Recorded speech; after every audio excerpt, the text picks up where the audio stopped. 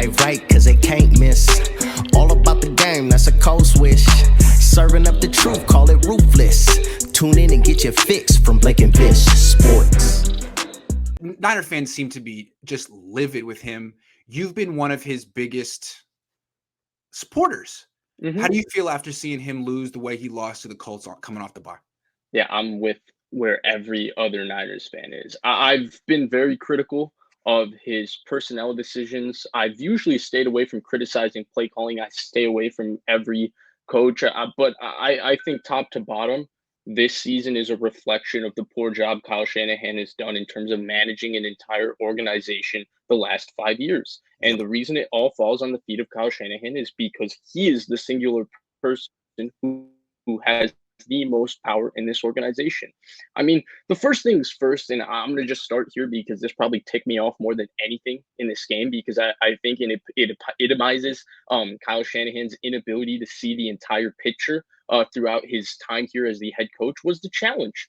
That challenge is not being talked about a lot today for reasons I don't know. That challenge to me was backwards pass bad. It was butt fumble bad on national TV. For him to challenge something that was unchallengeable and give away a timeout in a one possession game in the middle of a monsoon was pathetic. It was terrible. Real quick, for people who didn't see it, can we just describe the play real quick, like what happened? It'd be helpful. Basically, Jonathan Taylor gets the first down by about 4 yards. He fumbles.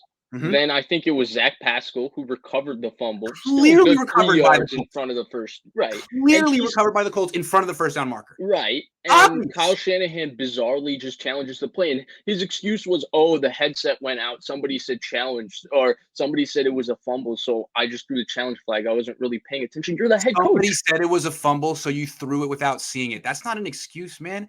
Dude, I feel like, I don't mean to speak for you, but to me, it was clear without a replay that it was not something that needed a challenge. And I feel like if you were just dialed in and focused on the game in front of you, you wouldn't have needed the headset or the replay. It was obvious. And he's the head coach, right? He's an offensive coordinator, so he's focusing on his game plan for the next position. You should be paying attention because a head coach's job is to manage the game and make situational decisions. And that was a terrible situational decision. So I think that starts off there. And then you just go down the list about things that just pissed me off about this game. I mean, first off, they had that counter run play going the entire game, right? This is a wide zone team, and it felt like after the bye, they found a wrinkle, run gap scheme with Elijah Mitchell. Though his touchdown, he ran on outside zone. Real quick, because if you're preparing for outside zone, you're gonna flow to the sideline very aggressively and fast. So what takes advantage of that? Counter. Anyway, misdirection and gap scheme. They were basically taking advantage of the Colts over pursuit, and it was also a better suited run style for Elijah Mitchell, who has not been as effective running outside zone this season. Right. They got away from that. I didn't see. I'm waiting to see the film because I don't want to make a full judgment on it right away. But I saw them get away from that run game for reasons I don't understand. Here's another thing. Let's keep going. Play action bootleg. That worked all game. And they forgot about it for 2 quarters, came back to it at the very end, got a quick, easy 3-play touchdown drive. Dude, is there no one in his ear saying, Kyle, these are your numbers on play action. You should probably come back to it. Or do they not have someone doing that? I don't even mind the lack of play action bootleg. What gets me, and Eric Crocker and I talked about this on Spaces, and I think he's also talked about it on other podcasts. This is what really, really ticked me off about this game, okay? Because the one thing that the Colts proved in that game, in that ugly football game, is that you did not have to be able to throw a good deep ball to take shots down the field and have it be effective. Carson Wentz threw one good deep ball yesterday, and he got 97 total yards from pass interference against not a horrific secondary, excuse me. Indianapolis' secondary is horrific. I'm going to get to that.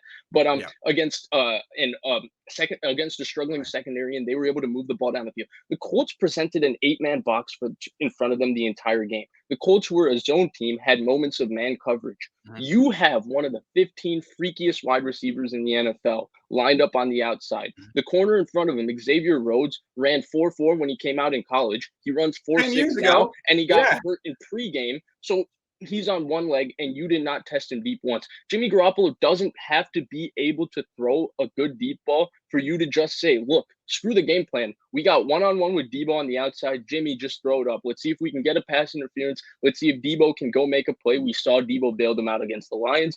Debo bailed him out against the Ravens. That's where I think he just outsmarts himself. He gets too cute. And that's where you see somebody like Matt LaFleur. Like, sure, Matt LaFleur's success, a lot of it is attributed to Aaron Rodgers. But one of the best things Matt LaFleur has done for the Aaron Rodgers Green Bay offense is they have alerts all over their offense. And basically, if they see Devontae Adams in one-on-one, they alert the concept and they get Devontae Adams in a favorable matchup and they throw the ball to him. And Croc has talked about this in the past. We have never seen the San Francisco 49ers under Kyle Shanahan do what the Packers did with when Greg Maman filled in for an injured Jimmy Ward in 2018, or do what the Dolphins did to Brian Allen, or the Steelers did to Jason Verrett in his short cameo, where you have a player that comes in for a short time and you just go test him. You test him and take a shot. They didn't test Xavier Rhodes down the field. That pick, even though it bounced off Deebo Samuel's chest or whatever, was a product of Xavier Rhodes not being scared of Deebo Samuel testing him vertically. And to me, that's a play. At some point, it is a play calling and game planning issue. Agreed. Then let me just add one thing. There's a lot of ways that Kyle Shanahan was terrible in this particular game, but big picture, the turnovers again, 3 more. And this is an issue that I haven't really been thinking about, but Josh Dubow pointed out, Associated Press, since 2017, the Niners lead the league in turnovers. That's unacceptable, and that falls at his feet.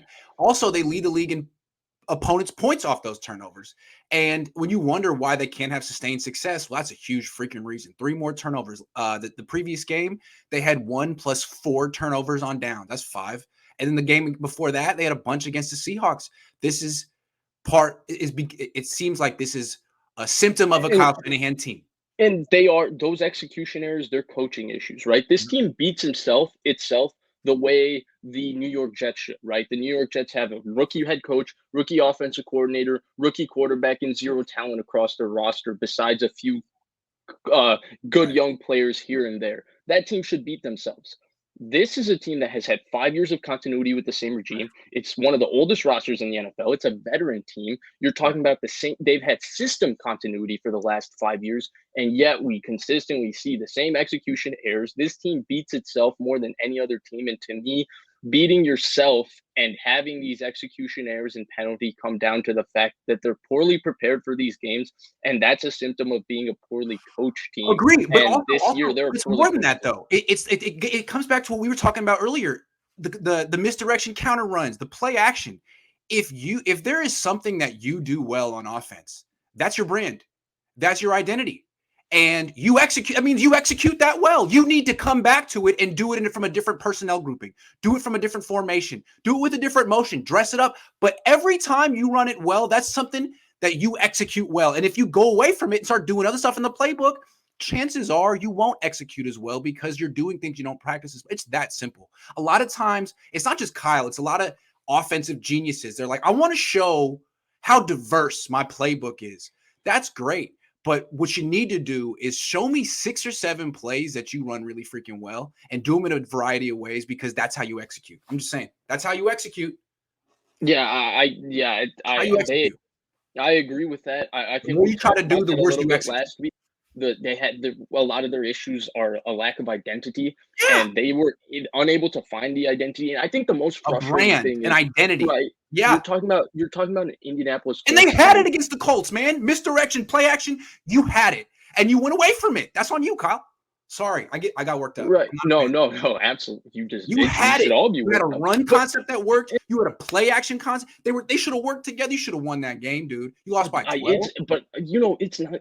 I think it goes as far as, like, if you just look at it on paper, forget the fact of what happened. Yeah. The 49ers are coming off a bye. Yeah. The 49ers are playing at home. Yeah. The 49ers are playing on Sunday Night Football. Yeah. The Indianapolis Colts have a fully injured roster. The Indianapolis Colts also aren't very good. Carson Wentz almost threw this game away in the first quarter, and the Niners still couldn't win this game. That's what, to me, they're just not a good football team. No. I'm not going to say they're a bad football team. I think they have too much talent top to bottom in their roster to call them a bad football team, but they're definitely not a good one. All right, we need to move on. We only have Vish for an hour, and there's gonna be some questions. Let's get to some questions first. Jed needs to show some leadership. Here. Carson Wentz has more wins at Levi's in the last 2 seasons than the Niners. Clean house. Ooh, that is true. That is true. That is, when you put it that way, God. Was this the first time Niner fans booed in a game while in the Banana Hand era? I believe so.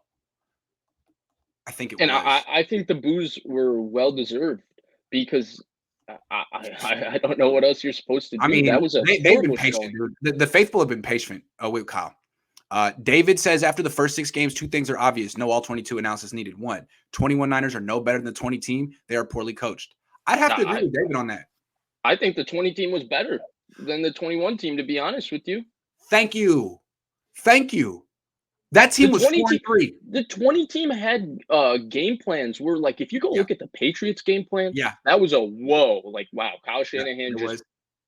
That's you true. look at the Rams game plans, you look at what Robert Saleh was doing with the Rams game plans, you look at the Cardinals game plan to win with CJ Beathard. Yeah. Kyle showed some What has savvy, took a the knee before 21 half. team done that's Oh, sorry. impressive? My bad. You were timing out for a second. Kyle showed some savvy, What? took a knee before half when the Colts were causing turnovers. Also let Debo return punts and kicks. I don't know. Debo returned That's kicks, why not he got punts. booed. He took that knee. Yeah. That's why he got booed. Hunter says trade Trent Williams to the Actually, Chiefs. I kind of, I see the booze, but I thought Rodney Harrison summed it up best. By the way, the PFT, I've never watched the NBC post game, but Rodney Harrison, Chris Sims, Jack Collinsworth, it's actually a really good show. I thought they summed it up best. And I think this sums up the Kyle Shanahan coaching experience to the T. Frank Reich coached like a coach, and Carson Wentz played like a quarterback who, no matter what, he knew that his head coach believed in him. Yeah.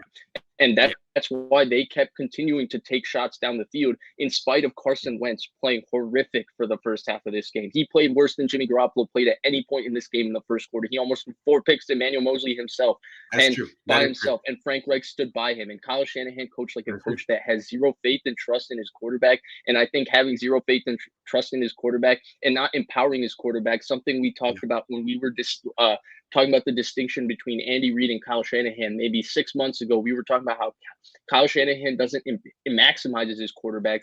Andy Reid empowers his quarterbacks. And I thought that was Rodney Harrison seemed to think that was the symptom of the 49ers losing. And that's why Frank Reich called a better game in those terrible situational circumstances, given that they were playing in a monsoon. And I couldn't say it better myself.